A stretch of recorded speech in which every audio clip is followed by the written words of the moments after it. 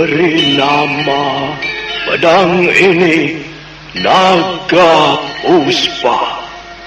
Selamatkan dia.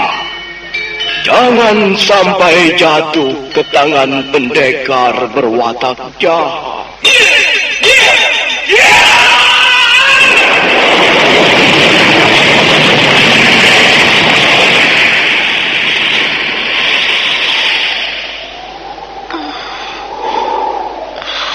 Kakang Kamandanu,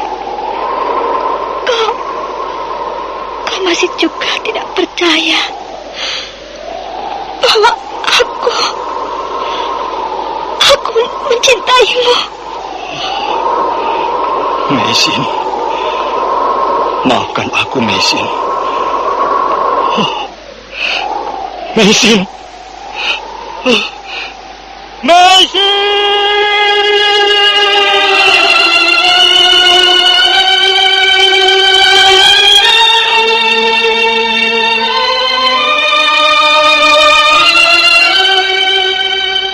Tutur Tinula.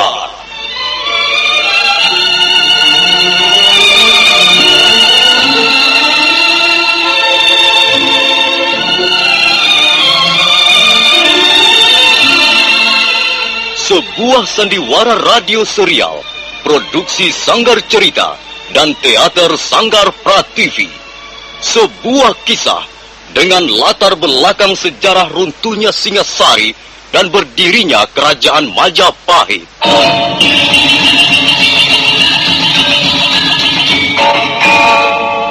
Sandiwara ini didukung oleh pemain-pemain radio yang sudah ternama, Ferry Fadli, Yvonne Rose, dan Eli Ermawati.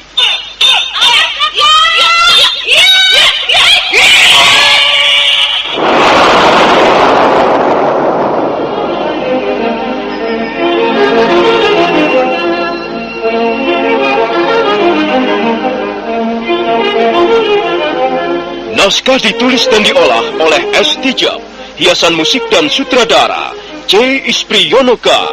Kali ini mengetengahkan episode ke-13 dengan judul Geger Pedang Naga Puspa.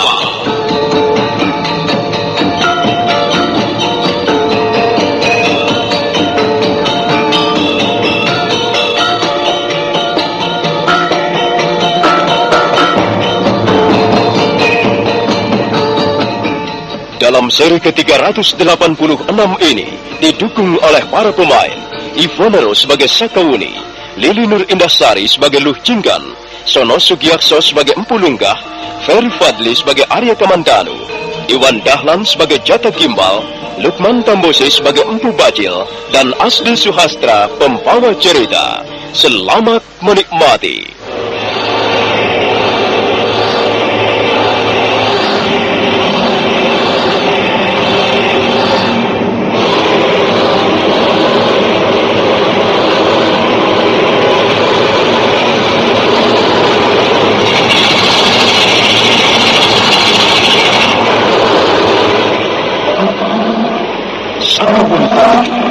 Jamantara, harimau putih itu segera memperlihatkan taring-taringnya yang runcing. Binatang itu menyeringai begitu Luh Jinggan berteriak-teriak. Sakawuni menjadi salah tingkah. Adik Luh, ada apa ini? Adik Luh, cepat Jamantara, terkam dia, usir dia dari sini.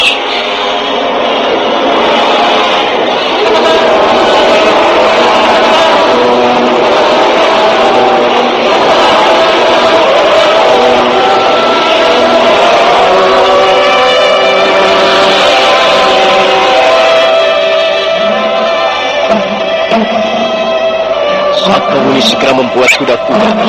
Dia bersiap-siap menanti serangan Jamantara. Dia memang tidak bisa berbuat lain kecuali mempertahankan dirinya. Jamantara segera menerjang. Kedua belah kaki depannya terculur dan kantong-kantong cakarnya terbuka. Sakawuni berkelit ke samping. Jamantara menggeram kesal karena mangsanya dapat menghindarkan diri.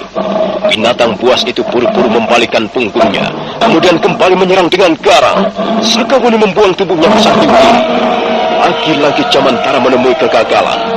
Tiba-tiba binatang itu menggeram keras, kemudian mengibas-ibaskan ekornya sebelum mendekam di atas rumput. Jamantara, apa yang kau lakukan? Mengapa kau berhenti menyerang? Ayo cepat, dekam dia. Usir dia dari tempat ini. Cepat, Jamantara. Jenggan bertambah kesal, tapi nampaknya harimau putih itu benar-benar tidak mau menyerang lagi. Pada saat itulah muncul seorang laki-laki tua dari balik rumpun semak belukar.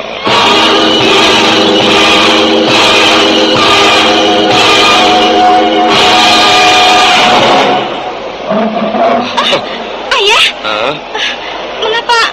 mengapa ayah datang kemari? Nini Sakahuni, apakah putriku ini telah membuatmu mengalami kesulitan? Iya, sedikit Bapak Lunggah. Tapi saya bisa memakluminya. Dia masih belum benar-benar dewasa. Apa? Aku belum dewasa? Enak saja bicara. Nduk, jangan begitu, Nduk. Kau harus berbuat sopan kepada tamu-tamu kita, kepada sahabat-sahabat kita, kepada orang-orang dekat kita, kepada semua saja. Sebab kesopanan merupakan pencerminan kepribadian kita sendiri. Ayo, minta maaf kepada Nini Sakawuni. Kau telah berani berkata kasar kepadanya. Tapi ayah, tapi... Tidak ada tapi-tapian. Ayo cepat, minta maaf. Atau kau mau diikat lagi dengan selendang itu? Ayah, kalau begini caranya, lebih baik aku pulang saja. Aduh, kau ini anak ayahmu atau bukan? Ayo, kau masih mau mendengar kata-kata ayahmu bukan? Cepat minta maaf pada Nini Sakawuni. Baiklah, aku minta maaf Kakak Wuni. Baiklah adik lu, tidak apa-apa. Saya tahu, sebenarnya adik lu adalah seorang gadis yang baik. Sekarang marilah kita temui Angger Kamandanu. Oh, di mana Angger Kamandanu? Adik lu barangkali bisa menunjukkan di mana Arya Kamandanu berada. Bukankah begitu adik lu? Tidak, aku tidak tahu Kakak Wuni. Bukankah sejak tadi ku katakan bahwa aku tidak tahu? Ayolah, Nduk, jangan begitu. Nini Sakawuni dan Angger Kamandanu adalah orang-orang penting.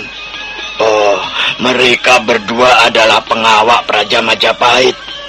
Mereka mengemban tugas dari kerajaan. Mereka harus kita bantu, Nduk. Oh, di mana Angger Kamandanu berada? Ayo, katakanlah. Di sana, Ayah. Di balik celah-celah batu itu, di dalam gua. Pada saat itulah mereka melihat Arya Kamandanu muncul dari celah-celah batu, kemudian melangkah perlahan-lahan di tepi telaga Garunggang.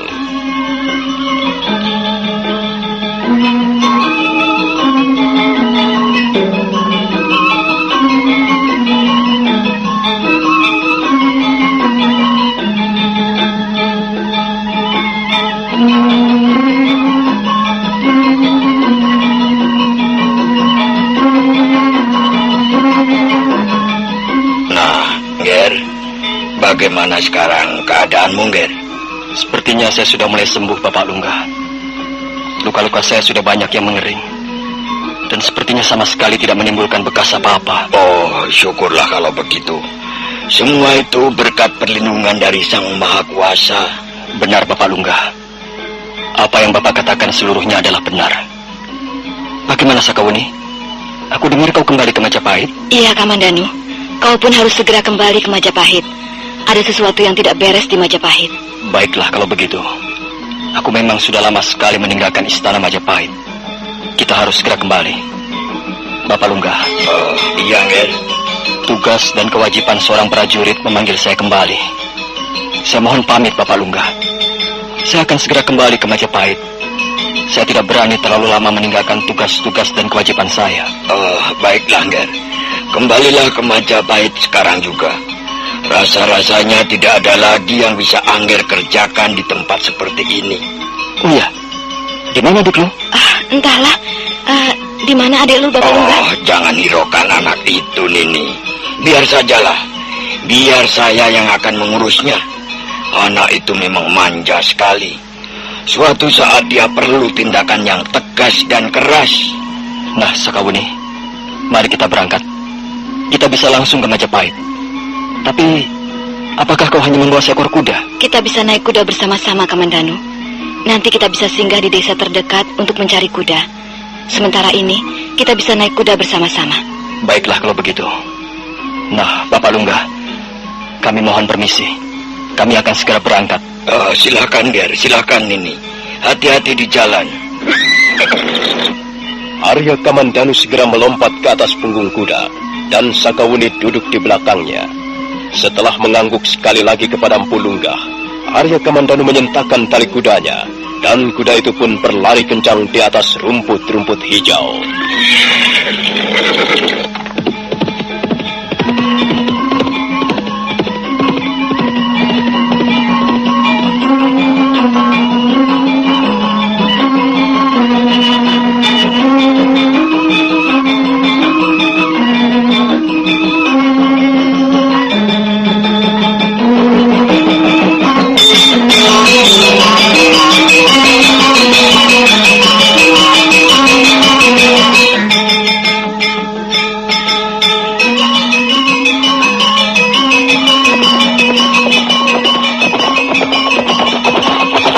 Kuda yang ditunggangi Arya Kamandanu dan Sakawuni menuruni lereng Bukit Garunggang.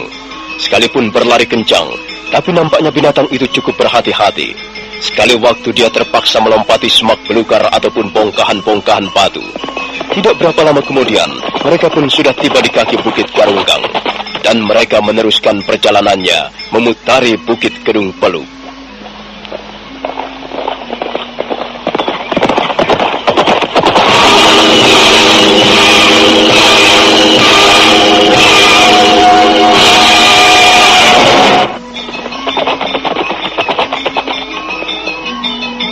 Arya Kamandanu terus melarikan kudanya mengitari pinggang Bukit Kedung Peluk.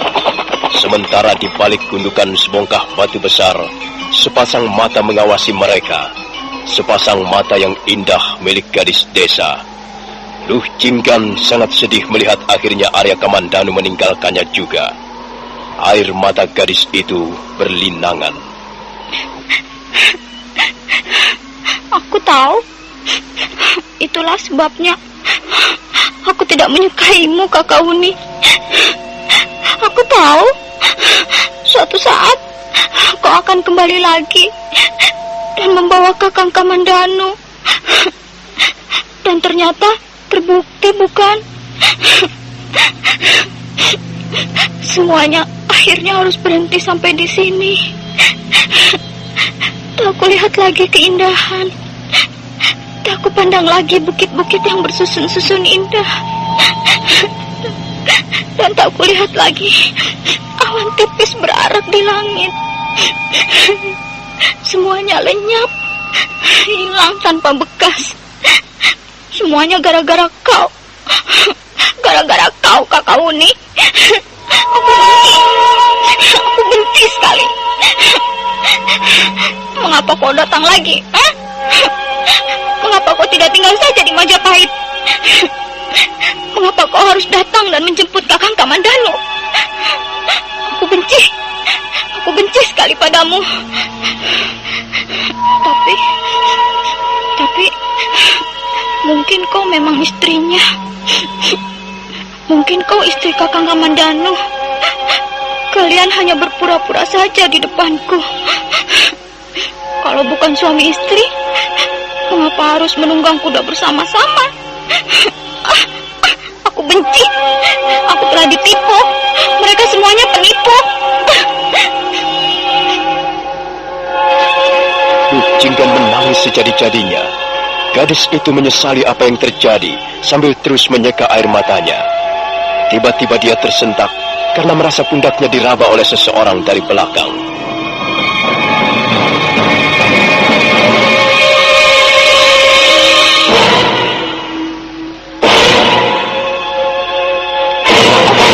Ayah? Sudahlah, Ndo. Apa yang kau lakukan di tempat ini? Sudahlah. Mereka sudah pergi. Sekarang kita berdua lagi. Lebih enak berdua, bukan? Selama ini kita memang selalu berdua saja. Biarkan saja mereka pergi, Ayah. Aku tidak apa-apa kok. Benar, aku tidak apa-apa. Lagi pula, apa urusanku dengan mereka? Oh, loh. Kok matamu merah? Kau menangis ya? Aku tidak menangis, Ayah. Mataku kena debu. sakit sekali, pedas sekali. Aku tidak menangis. Oh, kau sudah semakin dewasa, Nduk. Seorang wanita dewasa tidak lagi pantas menangis. Kau harus bisa mengendalikan perasaanmu supaya tidak menangis. Kau harus mempunyai ketabahan hati dan keteguhan hati. Aku tahu kau menyimpan perasaan seorang gadis kepada Angger Kamandanu, bukan? Tidak, kau tidak usah menjawabnya. Ayah sudah tahu. Dan ayah memang sengaja membiarkannya. Karena itu wajar. Wajar sebagai seorang gadis. Yang penting kau bisa bertindak bijaksana terhadap dirimu sendiri, juga terhadap orang-orang lain, dan juga lingkungan hidupmu. Itulah yang terpenting, Duk. Perasaan bisa membuat kita senang, tapi sebaliknya dia juga bisa menjerat kita dalam kebodohan. Ayah, kau percaya tidak? Percaya apa, Nduk? Bahwa mereka bukan sepasang suami istri. Maksudku, Kakang Kamandanu dan Kakak Wuni. Oh. Menurut pendapatku, mereka adalah suami istri, tapi mereka tidak mau mengakuinya, Ayah. Mereka menyangkalnya. Bagaimana pendapatmu, Ayah? Wah. Bagaimana ya? Tapi sepertinya tidak, Nduk. Sepertinya mereka bukan suami istri. Tapi apa bedanya? Kalau memang mereka bukan suami istri, aku akan merasa lega sekali. Mudah-mudahan saja mereka memang bukan suami istri. Dan aku akan selalu berdoa. Aku akan berdoa siang malam agar Kakang Kamandanu bisa menemukan istrinya lagi, Ayah. Kau ini bicara apa, lo? Kakang Kamandanu pernah bercerita bahwa dia mempunyai istri, Ayah. Tapi istrinya hilang. Sampai sekarang mereka berpisah begitu saja. Kasihan ya, Ayah. Sudahlah, Nduk, sudahlah. Semua itu sudah ada yang mengatur. Kau tidak perlu merisaukannya. Suatu saat nanti kau pun akan mempunyai suami. Kau mengidam-idamkan seorang suami yang seperti apa, Nduk? Seperti Ayah? Wah, ya jangan. Ayah kan sudah tua, sudah kakek-kakek. Masa kau mempunyai suami seperti kakek-kakek?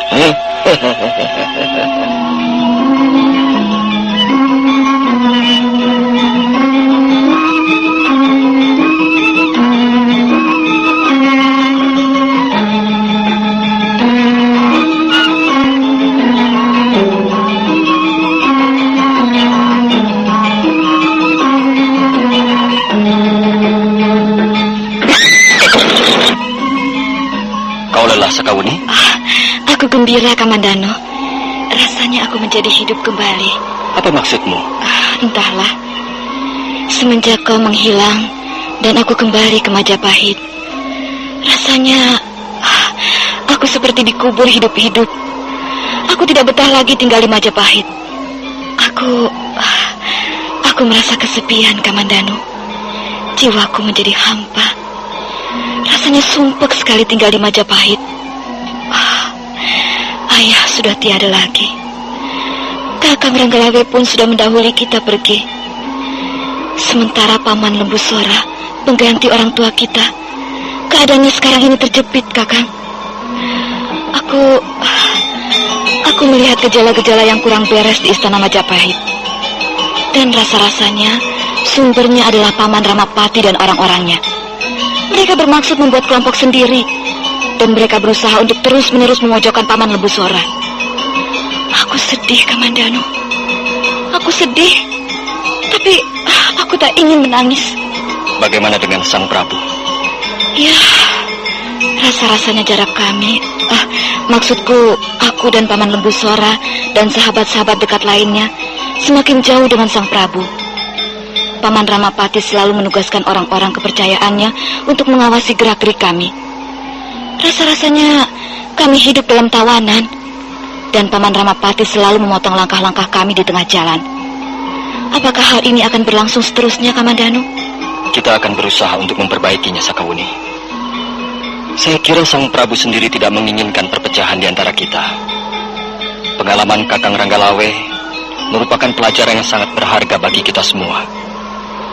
Perpecahan tidak akan membawa apa-apa, kecuali kehancuran. Baiklah, ayo Sakauni, kita teruskan perjalanan.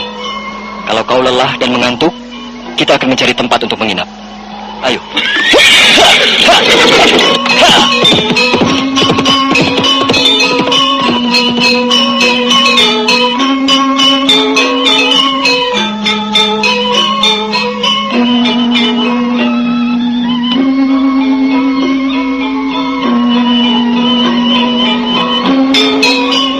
Kita tinggalkan sejenak Arya Kamandanu dan Sakauni yang tengah berkuda menuju ke kota Majapahit. Saudara pendengar, marilah kita ikuti perjalanan Empu Bajil kembali. Empu Bajil dengan ditemani Jata Gimbal masih terus berusaha mencari pendekar syair berdarah sambil mencari Dewi Sambi yang hilang. Suatu saat mereka singgah di sebuah desa. Tuanku Bajil. Rupanya Tuanku Bajil sedang tidur nyenyak. Ada apa, Jata Gimbal? Kukira Tuan sedang tidur. Anu Tuan, ini saya menemukan ini Tuan. Ini apa? Kau menemukan uang ringgit di jalan lalu kau mau tunjukkan kepadaku? Bukan Tuan, bukan uang. Lihatlah, saya menemukan selembar gulungan rontal. Ada apanya gulungan rontal itu? Kau jangan macam-macam, Jata Gimbal. Aku sedang kebingungan. Aku sudah tidak sabar lagi untuk bertemu dengan pendekar syair berdarah. Dan aku harus segera menemukan Sambi. Tuan, justru gulungan rontal ini mencantumkan berita tentang Tuanku Dewi Sambi. Lihatlah Tuan, lihatlah. Empu Bajil segera bangkit begitu mendengar kata-kata Jata Gimbal. Dia lalu merebut gulungan rontal dari tangan Jata Gimbal. Dan matanya terbelalak lebar begitu membaca tulisan-tulisan yang dicantumkan dalam gulungan rontal. Kurang ajar, keparat setan alas. Sambi mau dihukum mati. Sambi mau dihukum mati.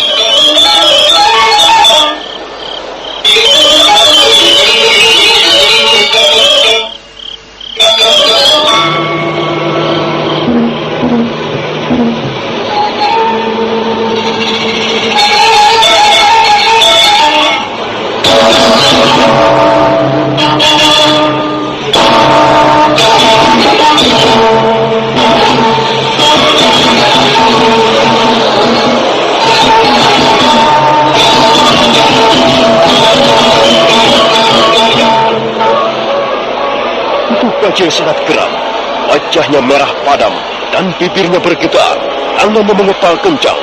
Gulungan daun rontal itu diremas-remas. Dan memang benar, gulungan rontal itu merupakan pengumuman yang dikeluarkan oleh pemerintah Majapahit.